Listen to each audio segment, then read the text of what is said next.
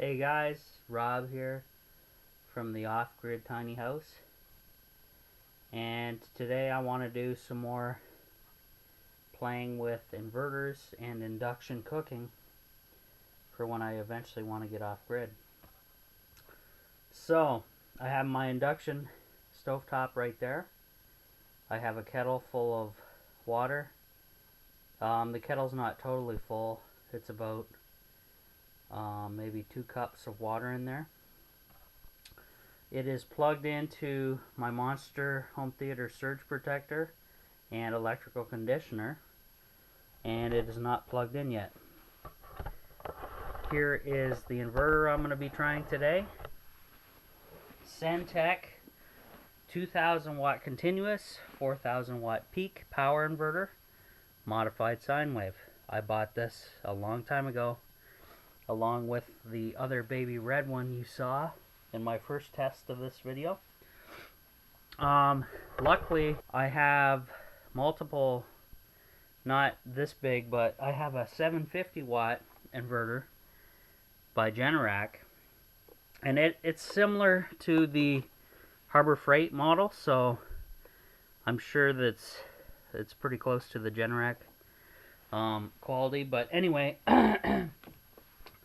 these are the cables that came with that Generac inverter, and they actually just fit perfectly on this 2000 watt inverter, so bonus. My red guy that you saw here in my previous video, its connectors are just a tad too short, or actually too thin for this guy.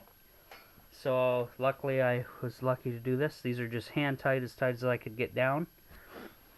And then I have my bedroll, of course, separating the 12 volt from the power from the battery pack. I do have this pushed in tightly now that I've learned that lesson.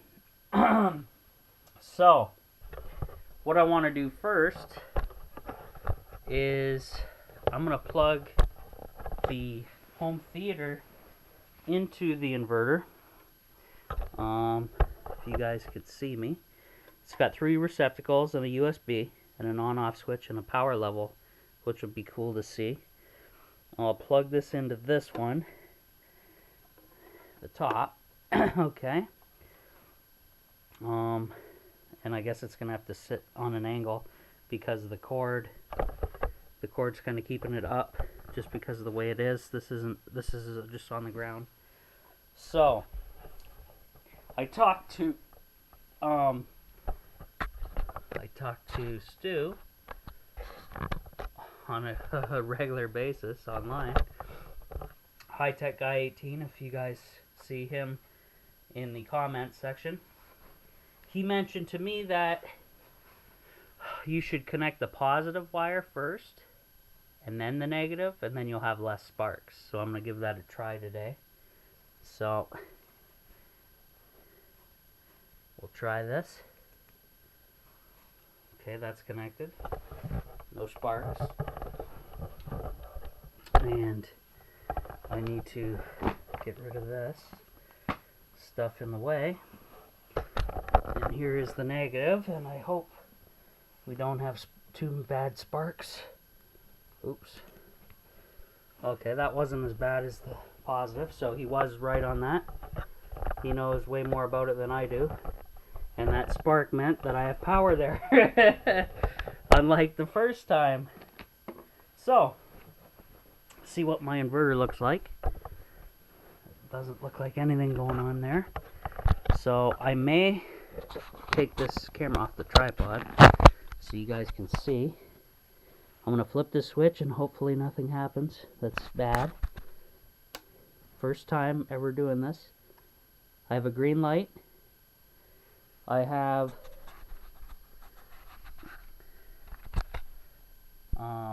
flickering. Let me turn the power on. Okay. Hopefully that's nothing too crazy. I'll turn the power on. And I got it on 110 or 1100 watts, and we'll see if it actually works. You'll hear the whistle of the kettle if it does work. This is modified sine wave, so I'm not sure the induction cooker will work with this. We'll find out. Maybe the conditioning from the Monster surge protector will help, but we'll see. But it says we're reading 117 volts, 2.3 amps, and it doesn't sound like the induction cooker's working. Normally you'll hear pulsing, and that's not happening. So induction does not work, guys, even with bigger inverters. And I'm not getting any alarms or anything, so I will try the pure sine wave, and we'll have to go from there, okay? So for now, off, off, and off. Okay, so I'll disconnect. Now, I guess I disconnect it positive and negative. I guess that's the easiest way to do it. Okay, that's disconnected. Safe, and we're good. So I will do another video. Now I know this works. That's the first time I tried it. It's modified. Does not work with induction cooking, because induction likes the pure sine wave. It goes like this. Ooh. Instead of this jagged Tetris block type. So I can only use that induction stove with my one inverter, the 1000-watt pure sine wave. That's all that means. Also, fridge motors do not like modified sine wave, so they want pure sine wave as well. So the fridge, the induction stove, and actually I do not have to worry about my fireplace fan motors once I upgrade to the smaller Dollar Tree ones, because those run on USB power and they don't care. I can run those just off these little modified inverters, no problem. So that covers my my refrigeration and cooking. And then also I will eventually hopefully get a window air conditioner, but I will need a large battery large battery bank, and also a larger pure sine wave inverter for that.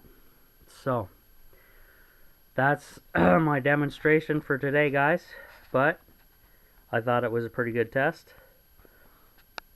On to the next one.